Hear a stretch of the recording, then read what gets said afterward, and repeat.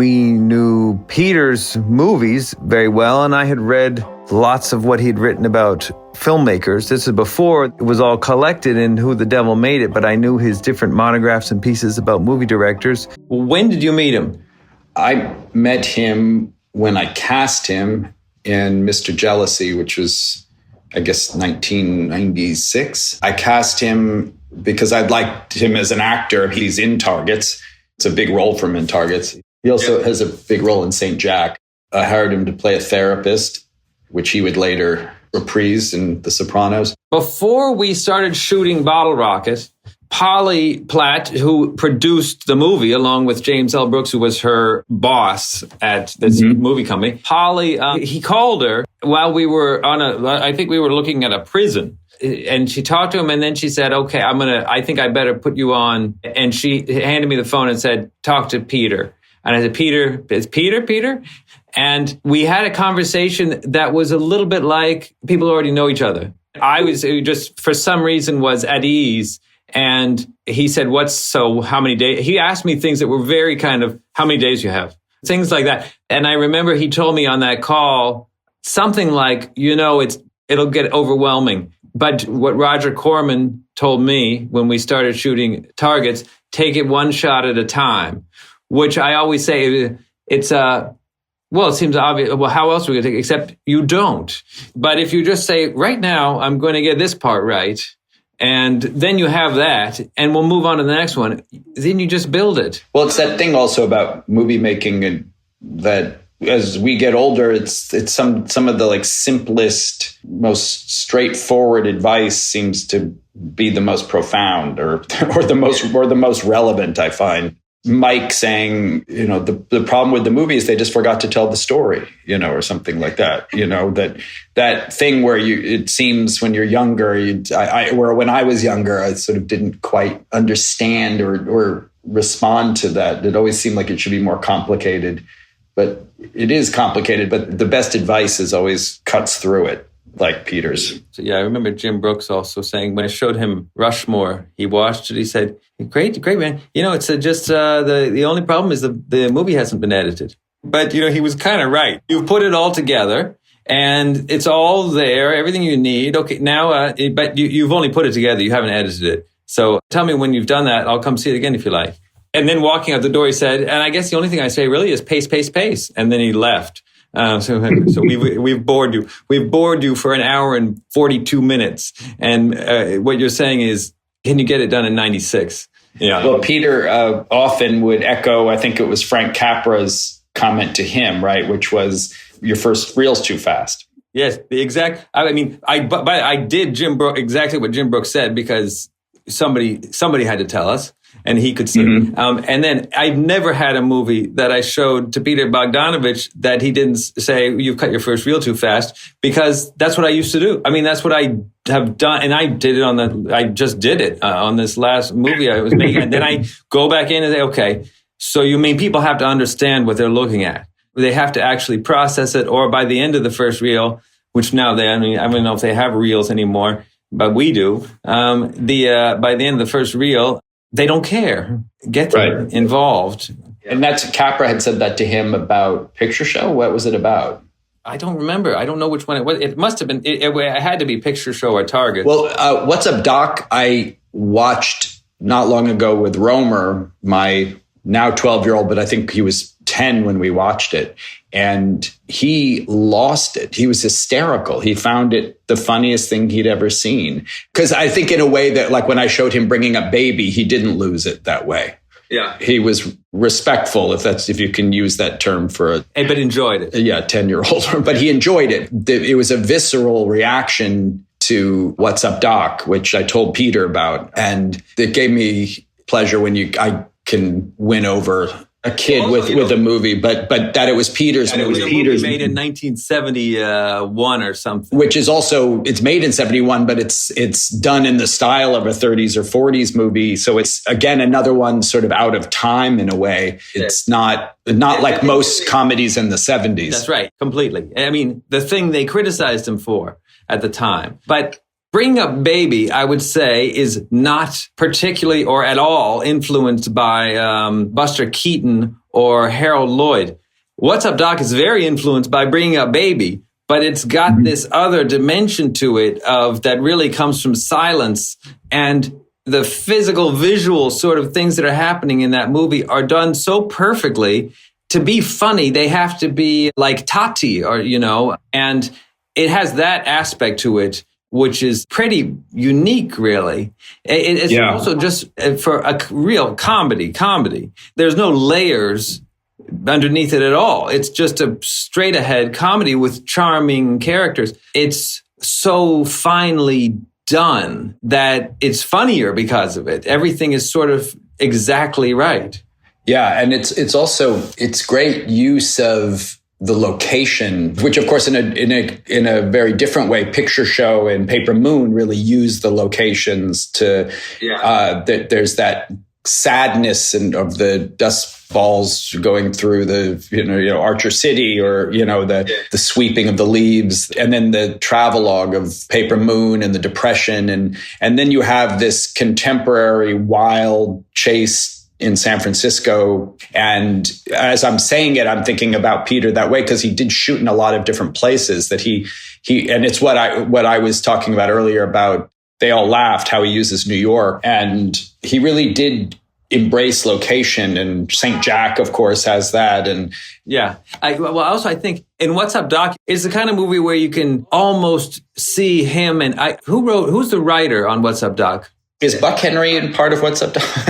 Yes, I think he is. Yes. But I know there was also the guys who wrote, I think Robert Benton was involved too. Maybe it was like a previous script, and then Peter brought Buck in, maybe? Yes, Robert Benton, David Newman, the team, and Buck Henry. But you can kind of feel the conversation. Same bag. We should make the bag very identifiable. You can kind of see the working out of it in a nice way. It's one of those movies that's a bit of a machine for entertainment. Mm-hmm. The thing you're saying about how the using of the location, this one that he and Polly, I think, enhanced their talent together with approaching a place, say, okay, here's what we've got in front of us. Let's not fight it. Let's use it.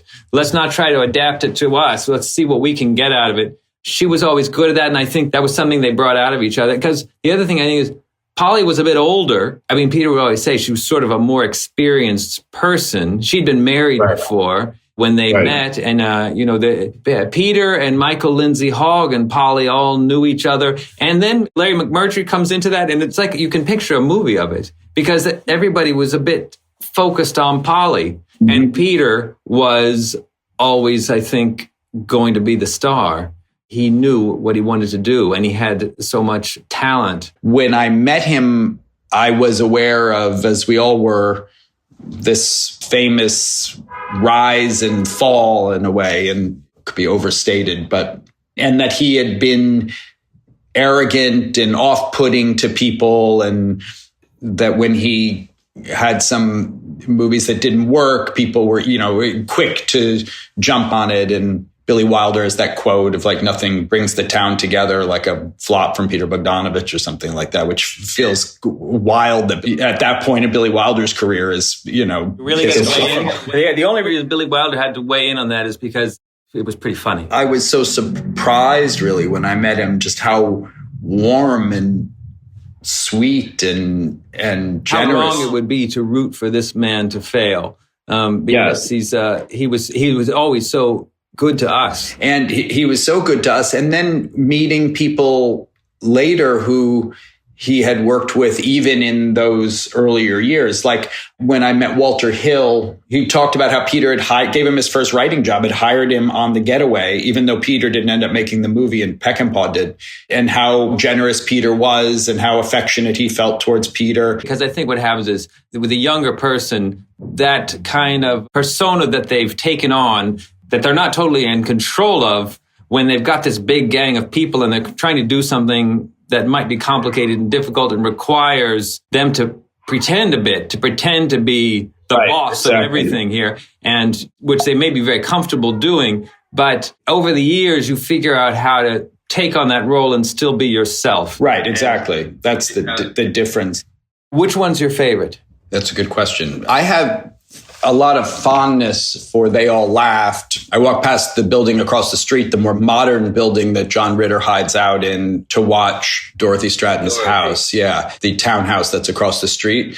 I walk that street all the time. So I always think of Peter on that street. I imagine them shooting. Also, what I like about that one, too, is it's one of those movies that feels like the fun they had making it's in the execution of it. Yes, it is the movie. Yeah. And that's really charming about it. And it feels like Peter finding, it continues things he's been doing, but it may be finding a kind of new way of doing it, which is exciting. I don't remember what the movie was, but I was musing with him about casting of a movie. And an actor came up and I said, I don't know. Would you believe them in this part? And Peter said, put glasses on him. Which is great. You put glasses on Cary Grant, you put glasses on Ryan O'Neal. And they're totally different. And the actor's friend, it was Orson Welles who told him black and white is the actor's friend, right? Right. That's something, I feel like they had a percentage of how much better the performance will be if you switch it to black and white. And you do kind of see it. I mean, later Peter would make movies in color and say he should have done it in black and white or intended to do it black and white, and would sometimes turn it into black and white. And I mean, we recall Nickelodeon in the old days, before there was a black and white version, he used to tell us, just turn off the color on your TV set. That's right. That's right. When you watch Nickelodeon. Now you can get it. It's on VHS, but you just have to turn off the color. And also, I remember, because we knew Peter so long, his movie directing career, there are a couple more that come after we know him, but there's Cat's Meow, which is quite good. And I think that may be the first one he makes after we got to know him. Yeah, he directed some television, but that was the first theatrical movie. We want to talk a bit about Daisy Miller. You know who loves Daisy Miller and also St. Jack is Tarantino, who Peter knew also, who Peter was friends with also. And Tarantino was a good advocate of some. They All Laughed and St. Jack and Daisy Miller. I think he might. He told me. I haven't seen the book yet, but he told me that he was going to write about it in that book he was working on about Daisy Miller. He has a great cast. He has a great script, and it has such a mood. I remember, when we did Rushmore, I stole some shots. We were shooting in a cemetery, and I lit fires all around the cemetery because of the ending of Daisy Miller. It's such a perfect ending. He gave me the same advice when he saw a cut of Mr. Jealousy that Jim Brooks gave you, which was, it's not cut right. Yeah. I have movies I'm still recutting mentally. Yeah. And Peter did recut them. Even Picture Show, didn't he put something back in that? He put back in the Clu Gallagher and Sybil Shepherd, their pool table scene, which is a good scene, but I don't know if the movie's better with it in there or not. There's no reason to have cut it. I think they were trying to get under 2 hours, which is probably not a bad goal. He's got good stories with that too, where because as he said, he cut in camera. And so he always knew where the cut was, that when he sent it back to BBS, their in-house editor, which I think was Monty Hellman, didn't know said it wasn't cutting. And he said, well, you have to cut it exactly you have to cut it as I shoot it. You can't just be free. I didn't shoot it that way. Both of us have often referred to that one bit of Orson Welles cutting when Jeff Bridges and Timothy Bottoms are having their real showdown outside, and he cuts in the middle of the sentences in that way back, the kind of rhythmic back and forth of once we've gone to the very tight close-ups that he said he got from Orson Welles, that's so effective. And funny thing is, too, how you now we're old, and we're looking back at a young Peter Bogdanovich, and you say, how did he know how to do that? So much that he already knew when he was 29 and made that movie. Because he says he edits Picture Show at home, but to know that much about editing and be that bold with it. He says he's working off, I think, Touch of Evil, right? But it's kind of radical in a way. And even still, if you cut a scene that way. I think Peter Bogdanovich is also movie scholar, if that's the right word. And I see that relating to Jean Renoir somehow, and who he knew. And who's also, I think, one of our favorites of all the movie makers of all time, and the connection of, this is the Peter one that comes most from Renoir. Maybe it's not the only one.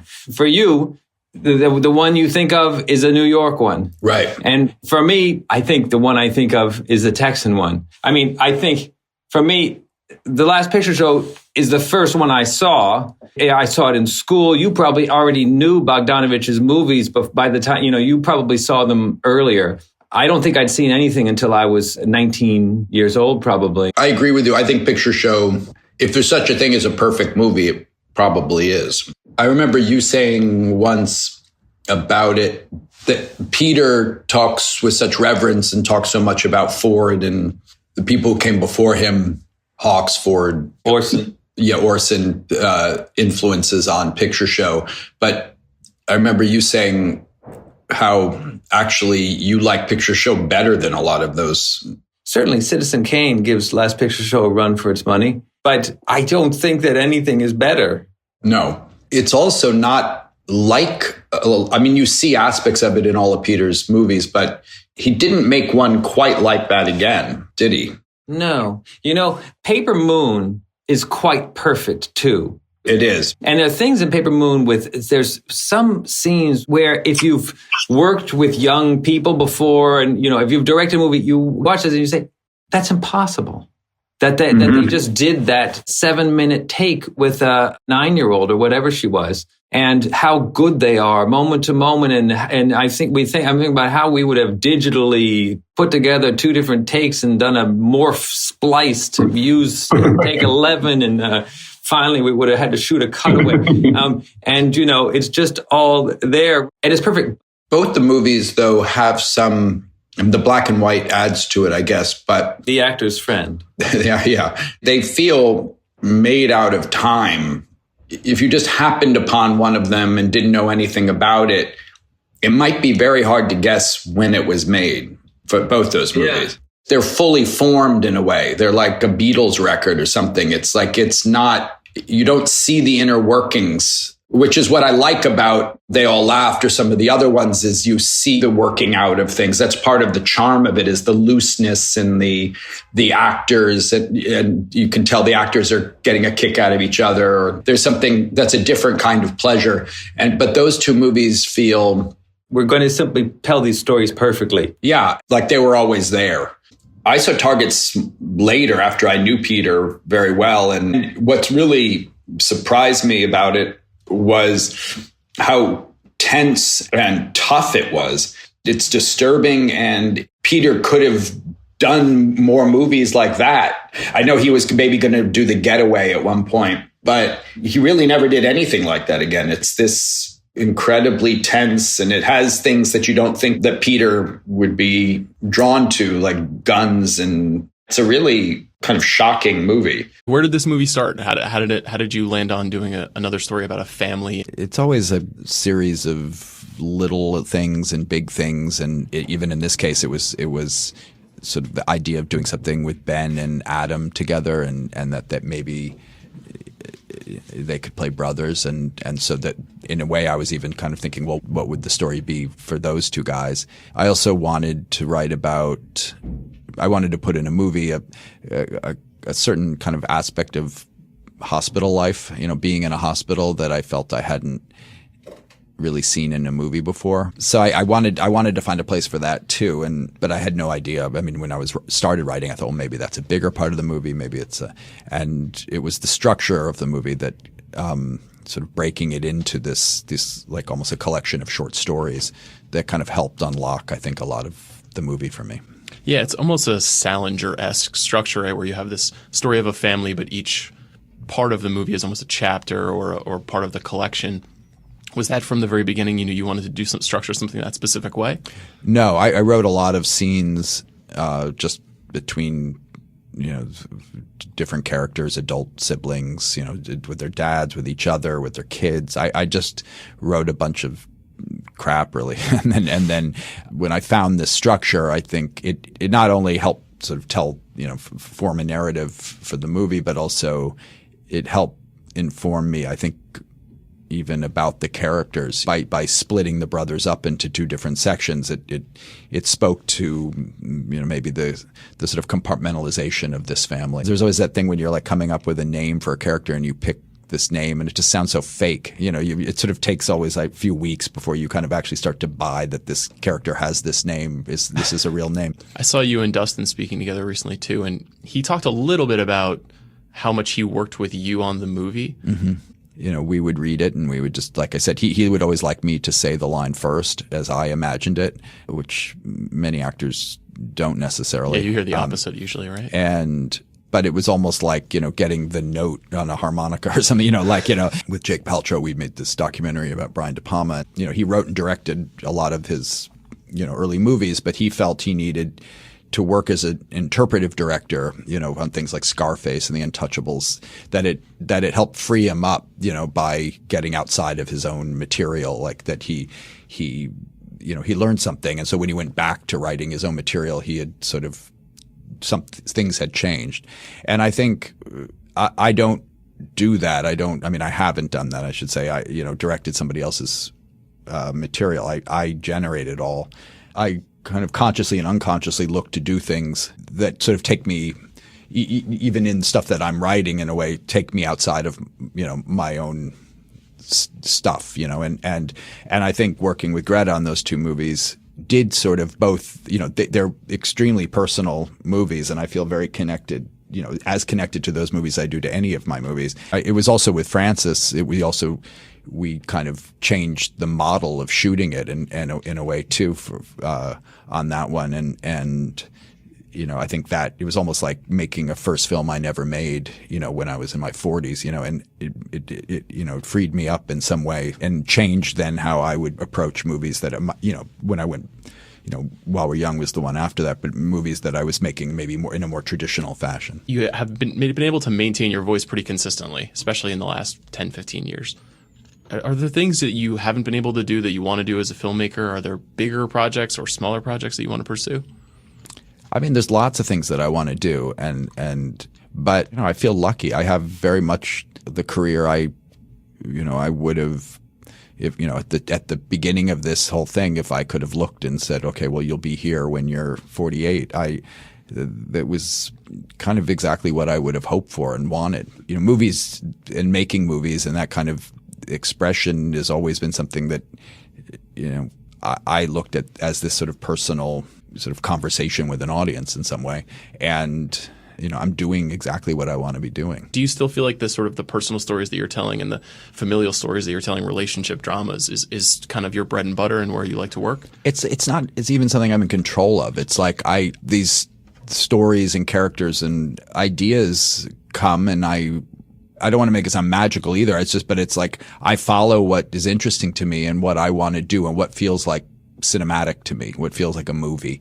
And this is the expression. I mean, I get asked the question sort of within the movies, like, are you know, aware of like when you want things to be funny and when you want them to be serious? And, you know, it's not that I'm not aware of that in some ways, but I'm also don't care. I think that these things live side by side within the movies, and it's kind of something I'm in control of and not in control of, and that's the same thing with the material. I mean, I have ideas for things and things I want to kind of express and put in a movie, and this is how it's come out so far. You know, something I kind of rediscovered on Meyerowitz was shooting on film again. You know, that because I sort of tried digital on the three between Greenberg and Meyerowitz. Have you flipped back now? Or are you now not going to work in digital?